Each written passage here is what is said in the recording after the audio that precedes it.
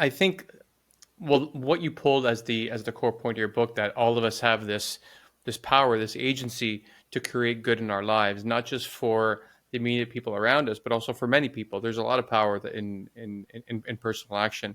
And I even think of the concept. I grew up on Superman comics, and one of the reasons I really love Superman is because he was this all powerful being who really could have enslaved the earth and brought upon all this evil and death and all these things. But because he was raised by good people to be turned into a good person, every day he was choosing to make a world a better place, even when he could easily be selfish and be the emperor of planet Earth.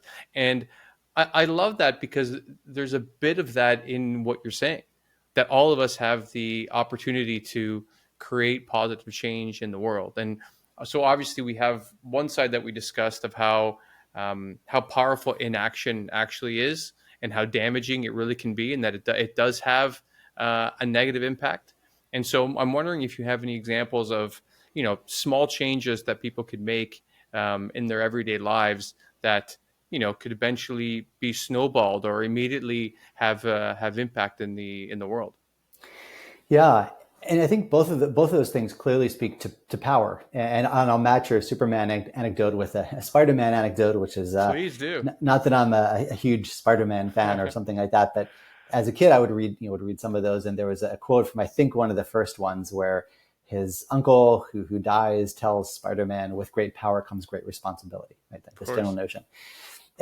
And so I think most of us in the developed world, Europe, the States, parts of Asia, Latam, et cetera, where there's like decent to high incomes, we usually don't feel like we have a lot of power because we always make those determinations relative to others around us and based on what we know we can do with our time and money.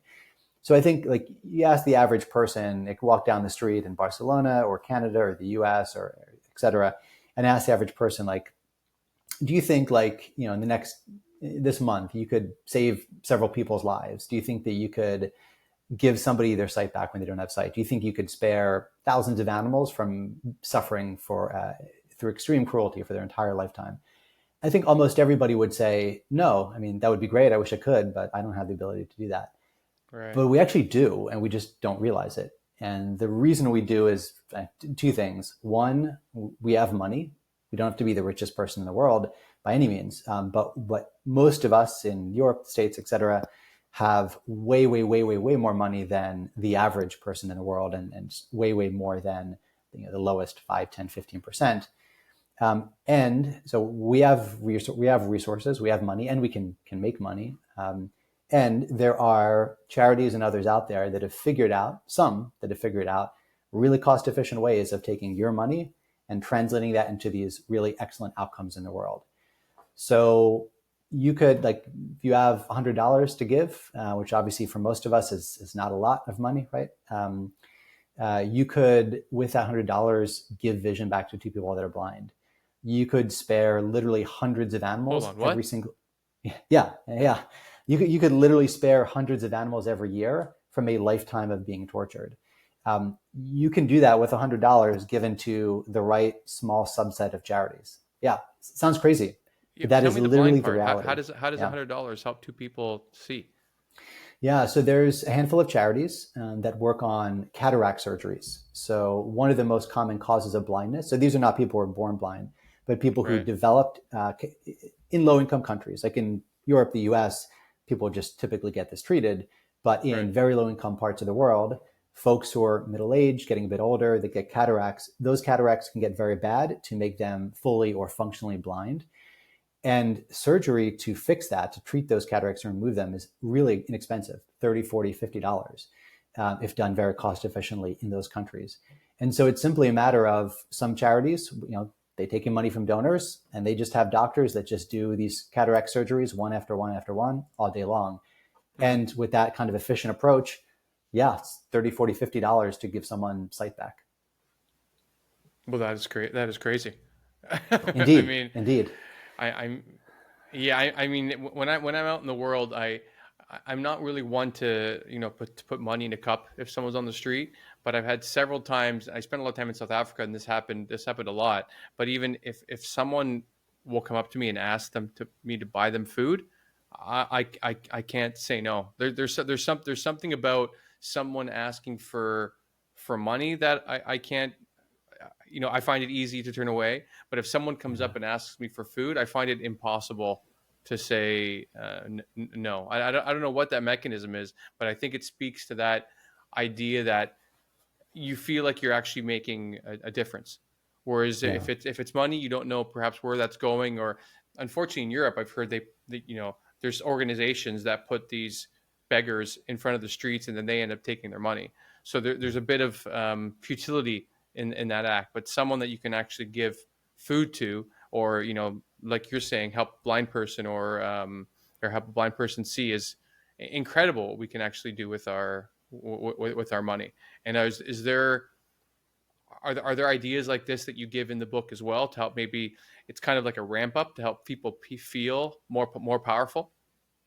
Indeed, indeed. That's really what the second half of the book is about. So the first half of the book is kind of about the things we've been discussing in our chat here so Mm. far. And the second half is about kind of this topic of, okay, you really are this power, you can have this level of impact.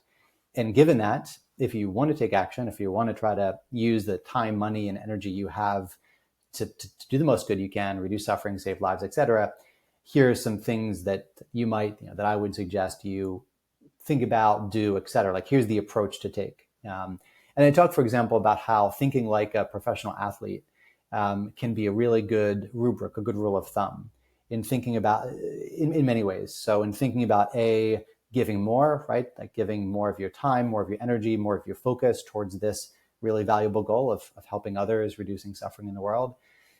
Knowing that there's trade-offs, right? With if you want to be really successful in one area, it means compromising and giving up in some other things that you might otherwise like doing with your energy, with your money, with your time.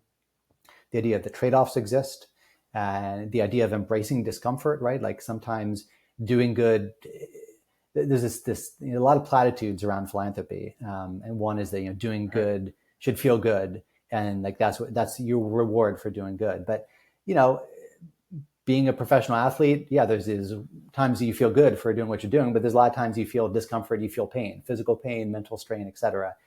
I don't think most of us need to endure physical pain to do a lot of good in the world, but being willing to be a bit uncomfortable, like just work harder, work longer, give more than we sort of instinctually feel comfortable giving, uh, being willing to embrace that discomfort to succeed. I think there's a lot of things like that that we can draw from professional athletes or from other professions or life circumstances that similarly require giving more of oneself. So yeah, the second book is really about you've got this power. Here's how to use it to its fullest in your own life and have the biggest impact you can.